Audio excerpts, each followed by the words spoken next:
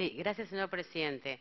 No, algunas reflexiones a propósito del tema que nos ocupa. Primero, celebrar que estemos debatiendo esto, celebrar que nos estamos mirando a nosotros mismos, pero sería bueno que pudiéramos hacernos sin que un fiscal o un juez nos instale la agenda.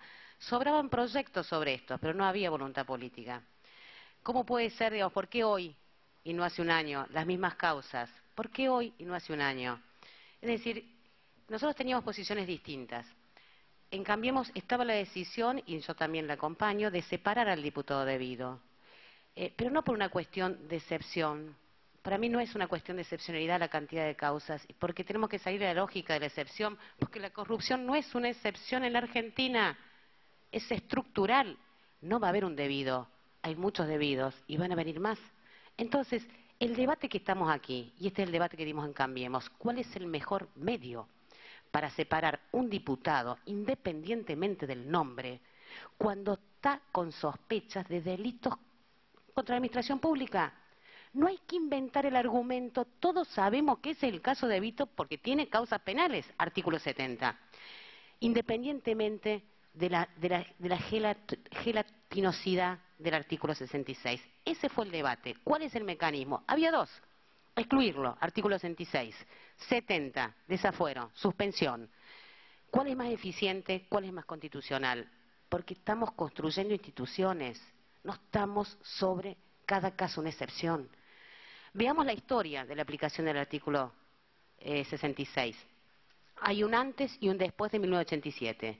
Antes de 1987 se usó un montón y se usó mal y la Corte no falló.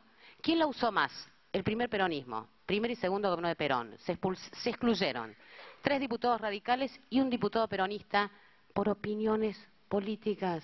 En ese entonces, inmoralidad era no coincidir con la política presidencial. La Corte no dijo nada porque hasta el 1987 la Corte sostenía que eran cuestiones políticas no judiciables. ¿Cuándo empezó a fallar la Corte? A partir de 1987. Primer caso, 2 diputadas que fueron expulsadas de la legislatura de San Juan, judicializaron, llegaron a la Corte. ¿Por qué las acusaban? ¿Por qué las habían excluido? Por transfugismo político, habían cambiado de bloque. Razones políticas debajo de la exclusión. Ese es el verdadero argumento de la inhabilidad moral hasta el 87. La Corte falla y dice, hay arbitrariedad, no se puede hacer. Segundo caso donde se utiliza, no, saquemos Luque y la otra diputada, porque obviamente ahí el caso es que no distinguen entre el bien y el mal, que esa es la cuestión de la inhabilidad moral. La inhabilidad moral es un psicópata que no distingue, que no puedes amenazar de muerte.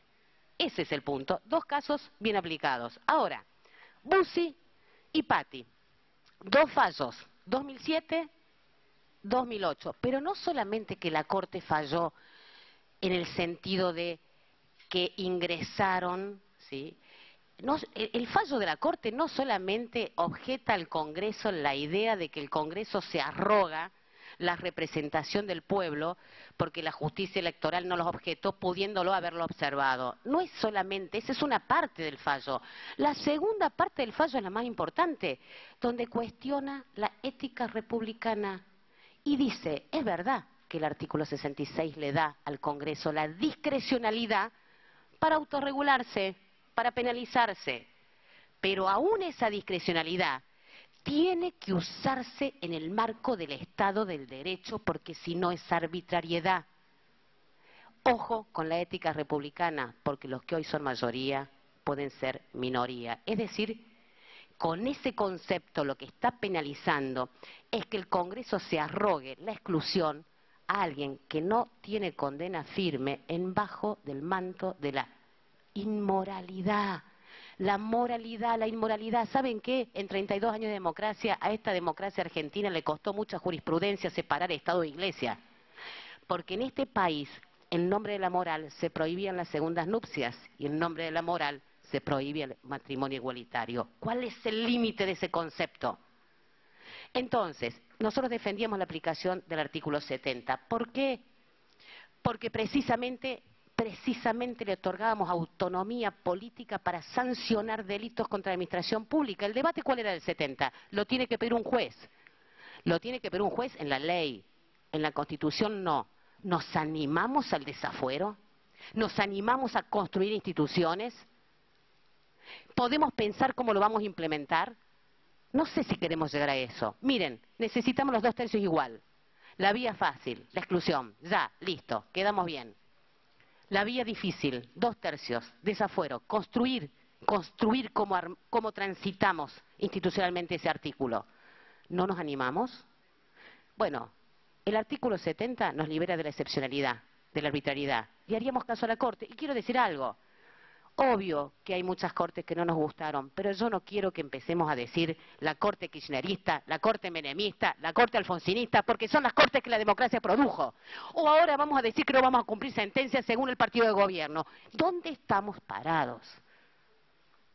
¿Queremos construir instituciones o queremos transitar sobre atajos? Yo voy a decir una cosa. Voy a apoyar en disidencia si cambiemos. Mi bloque, mi partido, radicalismo, ha tomado básicamente decisión de avanzar con la exclusión. Pero voy a disentir, porque la pregunta acá es eficaz. Miren, debido puede judicializar. Si judicializa y la Corte le da la razón, vuelve. ¿Saben qué? Victoria pírrica. Mucho medio, mucha impunidad. ¿Es lo que queremos? ¿O queremos ir por una vía sustentable, que genere un precedente, que podamos decir, sabemos cómo hacerlo? Bueno, si logramos conquistar el artículo 70, podríamos revisar los senadores, amigos, estamos tan cerca en esas cámaras, a ver si se animan a aplicarlo sin que un juez lo pida.